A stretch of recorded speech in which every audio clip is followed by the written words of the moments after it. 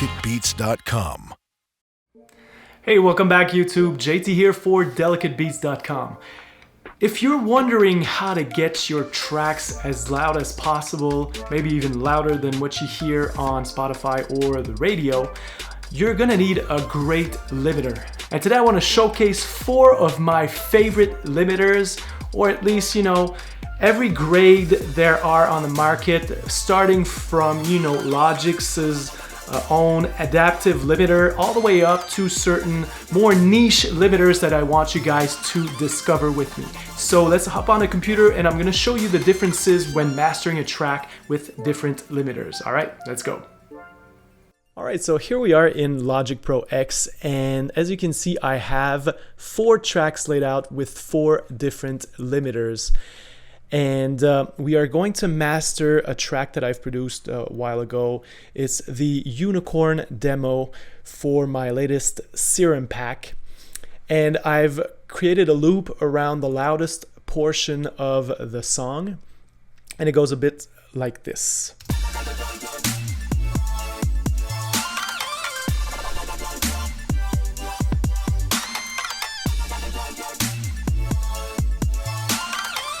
All right, so let's close up these limiters for now and focus on Logic's adaptive limiter. By the way, there's another limiter in Logic, but it is not as powerful as this one right here. So if you are looking for a stock plugin in Logic to master your tracks, look no further. The adaptive limiter is the sauce. With any limiter, what you want to do is basically just boost the gain as much as you possibly can without, crushing your track or ruining your work. So in this case, you have your gain knob. There's the out ceiling, which I'll usually just leave at 0.0. Sometimes people will do 0.1 or minus 0.2, but to me, I don't know. But in our case, we're just going to leave it at 0.0. And the look ahead is basically the speed to which the limiter is going to react to the sounds. So you could make it faster. It's probably going to use a bit more CPU. Usually I'll just leave it at that. And if really I can't achieve the result that I'm looking for, maybe I'll play around with it. But 50 milliseconds, I guess, is inaudible to my ears at least. So we'll leave it like that. And I also ticked on the little box for true peak detection, hoping that it does a more transparent and better job at limiting my drums, basically. So let's start, boosting this track right here.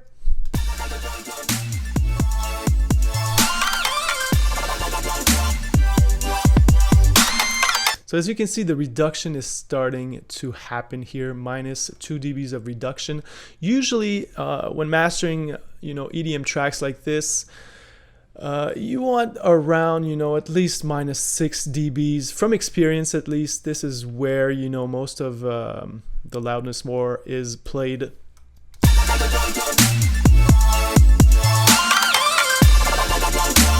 So we're getting close to that mark of minus 6 dBs, and as you can hear, it's starting to pump a bit, and it's slowly going to go into distortion land. So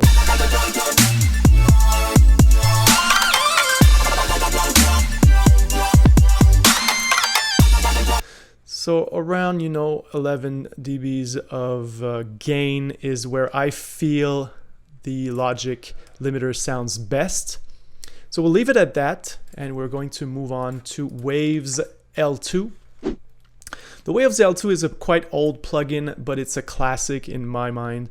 I've seen countless, mixing and mastering engineers finish off tracks with this trusted plugin, and I find that it's very useful because of its simple layout and no nonsense approach. So again, let's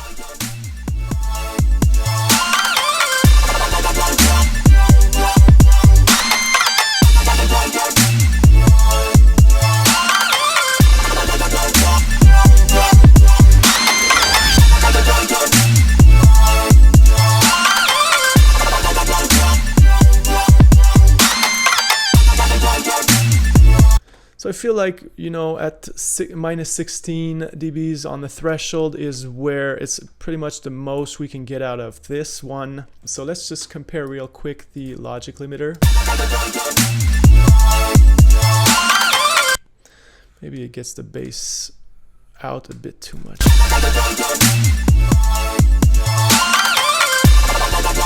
So right off the bat, you can see that Waves' L2 is much more powerful than, unfortunately, the Logic stock plugin. And as you'll see, there's a progression here. Let's move on to the Fabfilter Pro L. And again, we're going to do the same thing.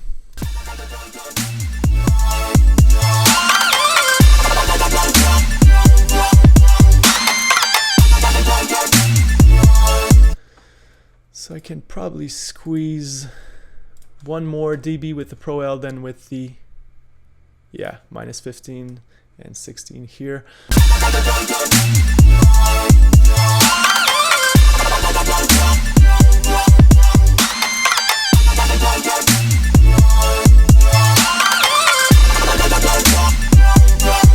So by the way, faster attacks for limiting in a mastering context is always good.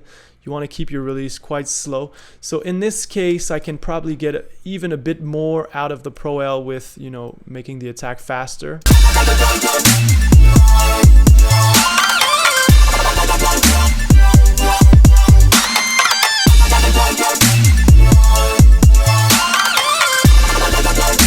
Usually the release will leave a bit more brightness if it's slower. So we have, you know, roughly 2 to 3 dBs more with the Fabfilter. Let's again compare all three.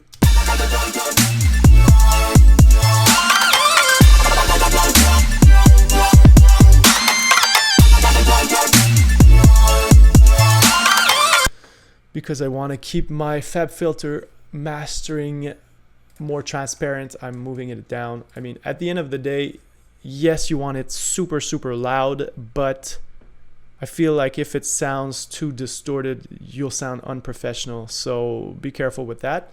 And let's finish off this little comparison video with the Faraday limiter by Goodhertz. This is a company I discovered, I think, last year, and I was very, very interested in trying out a bunch of their plugins. So they were kind enough to bless me with kind of their complete suite of plugins, and there's a bunch of plugins I'm going to review this year, but this limiter right here is very, very special.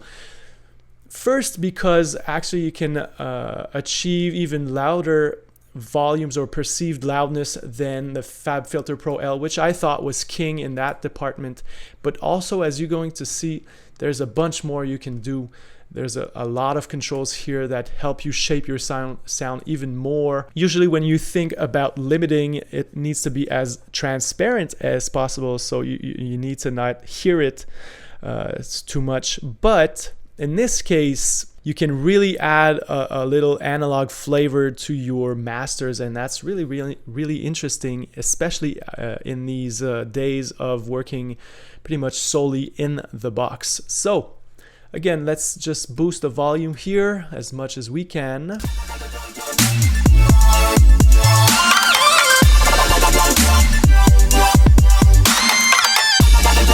So let's say that at minus 19.5 dBs, it doesn't, you know, distort too much. Now I want you guys to pay attention to the vibe section here with the color and the warmth faders.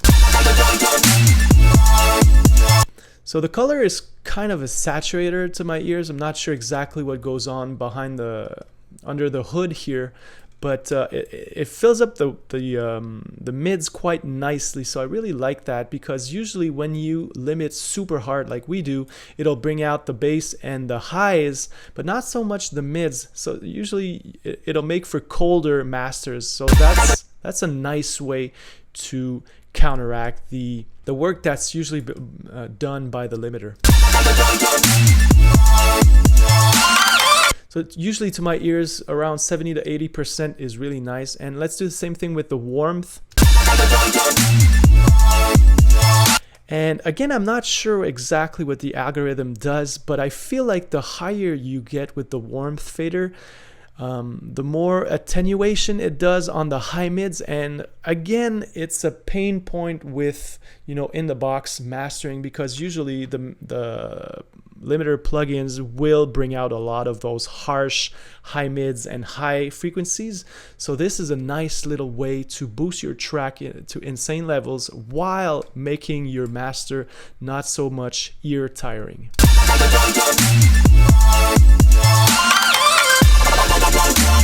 So I feel like around 40% is a nice little touch. And again, let's compare the overall loudness of the Fabfilter versus the Goodhertz plugin. And let's also pay attention to the different characteristics, such as, you know, brightness.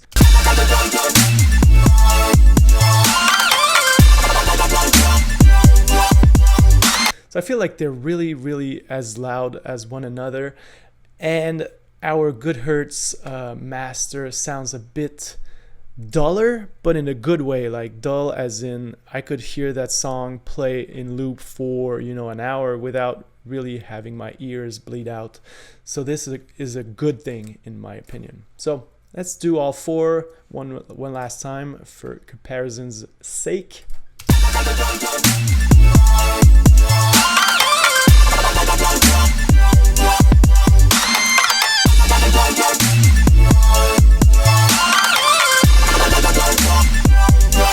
Yeah, I thought we could squeeze out 1 more dB on there.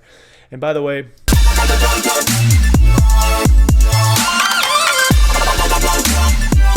it is clipping here, but I think it's just the new way that Logic Pro X meters the tracks, because this is a limiter and it should be at 0.0 as you can see here on the out. So I'm not sure exactly why Logic thinks it's going overboard, but I would say trust your ears and not so much your eyes in these cases where you're limiting your tracks, because if it sounds good and you have a limiter at the end, I really don't see how. Maybe if we move that there.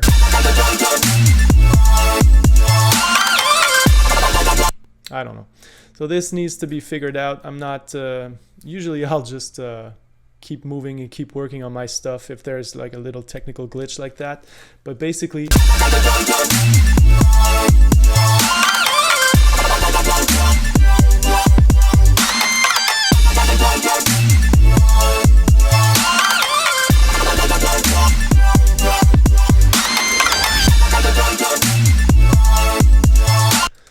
I think there's something between the plugins and the metering algorithm in Logic Pro X that goes on, but I wouldn't you know, be too stressed about that. At the end of the day, if your ears don't hear any clipping of any sort, it's fine. All right. So this concludes this little comparison video between these 4 limiters. I think that you get a good idea of what you can achieve with different grades of limiting plugin. And on this note, I thank you very much for watching. If you like this video, subscribe to the channel. You'll get much more of this good stuff coming your way. And yeah, so this is JT for delicatebeats.com signing out.